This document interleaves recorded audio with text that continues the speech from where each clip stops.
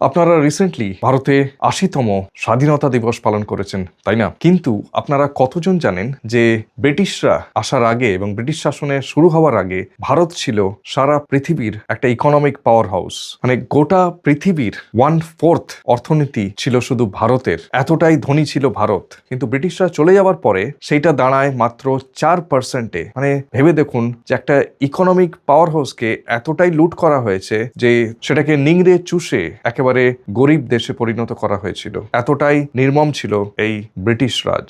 সেই সময়কার ভারতের এক্সপোর্ট, তাদের মসলিন, তাদের যে র ম্যাটেরিয়াল, তাদের মশলা এবং স্পাইসেস যেটা এক্সপোর্ট করা হতো সেটা ছড়িয়ে যেত গোটা বিশ্বে। কিন্তু ব্রিটিশরা আসার পরে আনফরচুনেটলি এই র ম্যাটেরিয়াল গুলো নিয়ে গিয়ে ব্রিটিশরা একটা ফিনিশ প্রোডাক্ট করে সেটাকে আবার ভারতে এসে বিক্রি করতো এবং ফোর্স করতো যে তাদের থেকেই কিনতে হবে। যার জন্য এখানকার যে লোকাল বিজনেসম্যান ছিল, লোকাল যে আর্টিসান ছিল, যারা ক্রাফটের কাজ করতো, এরকম তাঁতি ছিল, তাদের ব্যবসা আস্তে আস্তে পড়তে শুরু করলো এবং তারা আস্তে আস্তে প্রায় দুর্ভিক্ষে মারা যায়। এতটাই নির্মম ছিল সেই ব্রিটিশদের রাজত্ব। ব্রিটিশরা ছেড়ে যাওয়ার ৮০ বছর পরে ভারত আবার সারা পৃথিবীর 5th লার্জেস্ট ইকোনমি হয়ে দাঁড়িয়েছে এবং ব্রিটেনকেও আবার ছাড়িয়ে গেছে। কিন্তু ভাবুন তো, ইতিহাসের পাতায় যদি এই ব্রিটিশের রাজত্ব না থাকতো তাহলে আজ ভারত কোথায় দাঁড়াতো? আপনার কি মনে হয়? অবশ্যই কমেন্ট করে জানান।